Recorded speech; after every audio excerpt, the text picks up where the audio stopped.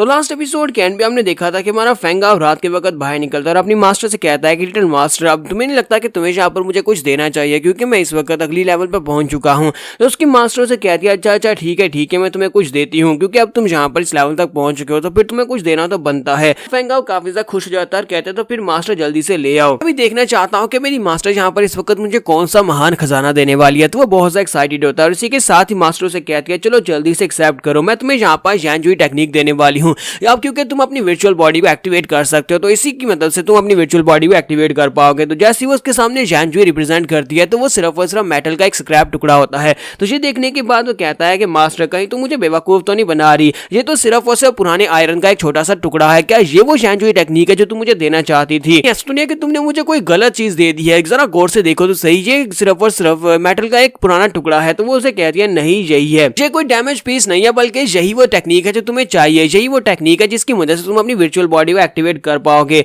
तो हमारा फेंगाओ से कहता है कि मास्टर मुझे लगता है कि तुम मुझे बेवकूफ बनाने की कोशिश कर रही हो, मुझे इस तरह तो मत समझो, कोई मैं बेवकूफ तो थोड़ी नहीं हूँ।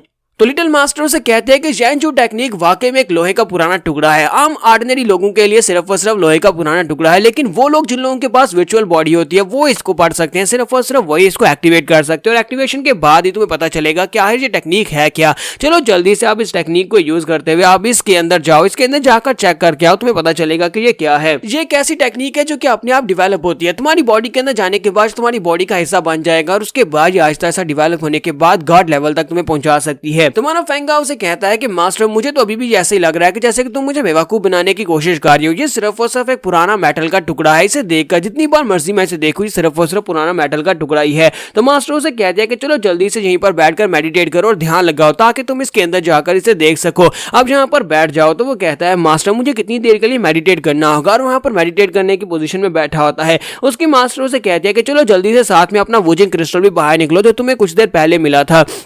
वूजिंग क्रिस्टल को भी बाहर निकाल लेता और कहता है क्या बताओ मास्टर आगे मुझे क्या करना है। तो उसकी मास्टर से कहती है कि क्रॉस लेग होकर यहीं पर बैठ जाओ, एक हाथ में अपने वूजिंग क्रिस्टल को निकालो, दूसरे हाथ में इस मेटल के टुकड़े को पकड़ो और इसी के साथ ही मेडिटेट करो, ध्यान लगाओ, यानी कि तुम्हें उस वूजिंग क्रिस्टल की एनर्जी को इस मेटल के टुकड़े के अंदर ट्रांसफर करना है, बस यही करना है। और इसी के साथ ही वो दोनों हाथों में जहाँ पर दोनों चीजें पकड़कर मेडिटेट करने के लिए बैठ जाता है। तो जैसे ही वहां पर वो बैठ जाता है तो वूजिंग की एनर्जी जो होती है वो उस मेटल के टुकड़े के अंदर जाती है जो इसका नाम जैनजू होता है। तो जैनजू के अंदर जब वो जाती है तो वो ओपन हो जाता है और ओपन होने के बाद हमारा फेंगाओ जो होता है उसके अंदर चला जाता है। उसके अंदर जाने के बाद उसे वहां पर दिखाई देता है कि वहां पर कुछ भी नहीं होता। तो वो कहता है मास्टर यहाँ पर तो कुछ भी नहीं है। फिर साथ उसे काफी सारी एनर्जी महसूस होती है, बहुत सारी एनर्जी जो कि उसने पहले कभी फेस नहीं की होती। तो वो कहता है ये तो फिजिकल टेक्निक है। तो मास्टर से कहता है कि मास्टर इसी वजह से तुम मुझसे यहाँ पर फिजिकल टेक्निक्स को प्रैक्टिस करवाती रही हो ताकि मैं अपनी बॉडी को स्ट्रॉन्गर बना सकूं, क्योंकि जैनजू टेक्निक के साथ वर्चुअल बॉडी को एक्टिवेट करने के लिए स्ट्रॉन्ग बॉडी की जरूरत पड़ती है और अब यहाँ पर जैनजू टेक्निक को एक्टिवेट करने के लिए मेरे पास स्ट्रॉन्ग बॉडी है। तो इसी के साथ वहां पर उसको ओपन करता है, जब वो उसको ओपन करता है तो उसे वहां पर से काफी सारी दरारें पड़ती हुई दिखाई देती है, जैसे कि उसकी बॉडी के ऊपर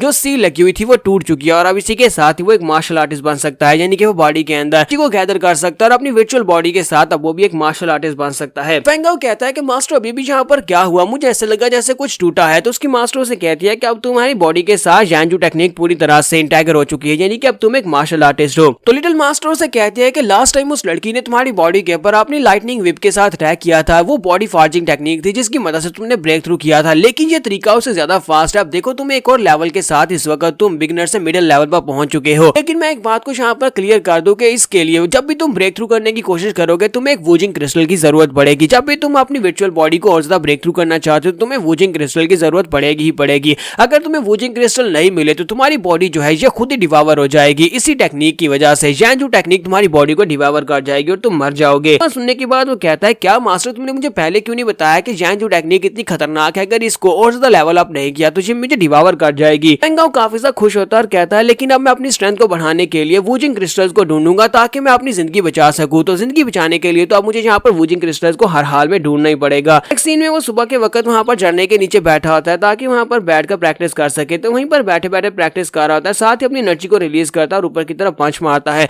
जब ऊपर की तरफ पंच मारता है तो पंच की पावर काफी ज्यादा होती है और इसी के साथ ही उस लड़की को भी होश आ जाती है। वो जल्दी से उठकर भागती हुई बाहर आती है और कहती है अचानक से ये साउंड कहाँ से आई है, लगता है कि बाहर लोगों ने हमें ढूंढ लिया और वो उस लड़के के ऊपर अटैक कर रहे होंगे। वो भागती हुई बाहर आती है और बाहर आकर देखने के बाद कहती है ये क्या हो गया, लगता है कि इसने यहाँ पर ब्रेक थ्रू किया है जिसकी वजह से ये बहुत ज्यादा एक्साइटेड है, वजह से यहाँ पर प्रैक्टिस किए जा रहा है। रात के लगता है रात से यहाँ पर प्रैक्टिस कर रहा है। फिर साथ ही वो कहती है लेकिन रात के मुकाबले में ये थोड़ा सा अलग लग रहा है क्योंकि रात को ये कुछ और तरह का दिखाई दे रहा था। जब वो महसूस करती है तो पता चलता है कि फेंगाओ ने ब्रेक थ्रू कर लिया है। तो मानो फेंगाओ से कहता है कि प्लीज मुझे माफ करना, धमाके की आवाज सुनकर तुम उठ गई। तो वो जंप करते हुए नीचे उतरती है और कहती है रात के वक्त अभी इसने ब्रेक थ्रू किया था अपनी प्रैक्टिशनर राम में और इस वक्त ये प्रैक्टिशनर राम के मिडिल लेवल पर पहुंच भी चुका है। ऐसा कैसे हो सकता है कि रात के वक्त जिसने ब्रेक थ्रू किया वो इतनी तेजी के साथ यहाँ पर डबल ब्रेक थ्रू कर सकता है, क्योंकि मैंने इसे कहा था कि इसे कम से कम यहाँ पर 6 महीने लगेंगे अपने मिडिल लेवल पर पहुंचने में। तो लड़की उसे कहती है मुझे सच्ची सच्ची बताना, कहीं तुम कोई मॉन्स्टर नहीं हो, कहीं तुम मॉन्स्टर तो नहीं हो जो कि इंसानी बेस में है, तुम इतनी तेजी के साथ ब्रेक थ्रू कैसे कर रहे हो। तो वो कहता है क्या क्या तुम्हें कोई मॉन्स्टर दिखाई देता हूँ, एक बहुत ही टैलेंटेड लड़का हूँ, इसी वजह से मैं यहाँ पर तेजी के साथ ब्रेक थ्रू कर सकता हूँ। और अगर मैं एक मॉन्स्टर होता तो रात के वक्त जब तुम घोड़े बेचकर सो रही थी मैं उसी वक्त तुम्हें खा जाता।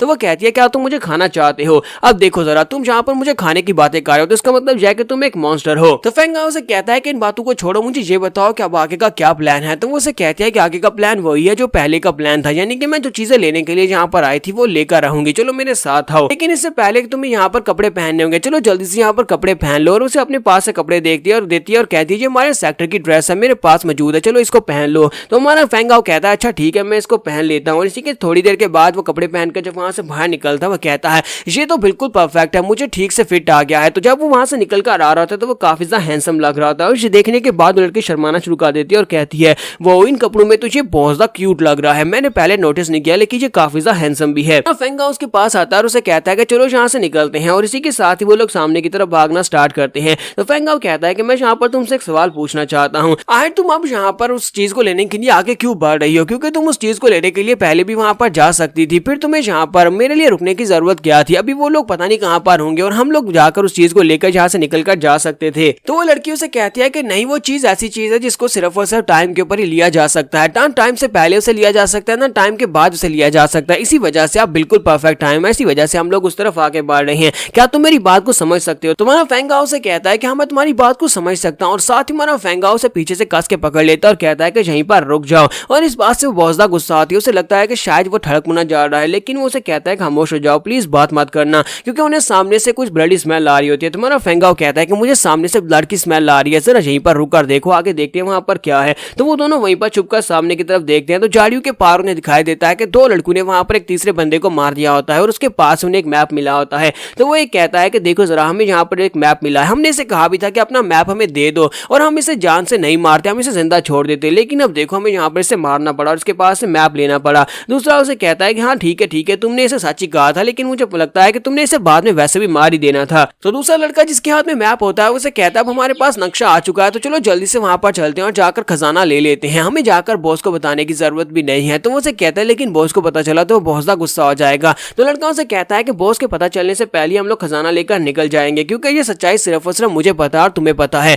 हम लोग बॉस को पता चलने ही नहीं देंगे और हम लोग वहां से ट्रेजर लेंगे और वहां से निकल जाएंगे। और यहाँ पर हम लोग अपनी एपिसोड 18 का एंड करेंगे और नेक्स्ट एपिसोड में देखेंगे ये लोग यहाँ पर किस ट्रेजर की बात कर रहे हैं। एपिसोड की एक्सप्लेनेशन अच्छी लगी हो तो वीडियो को लाइक और कमेंट जरूर करिएगा। Thank you.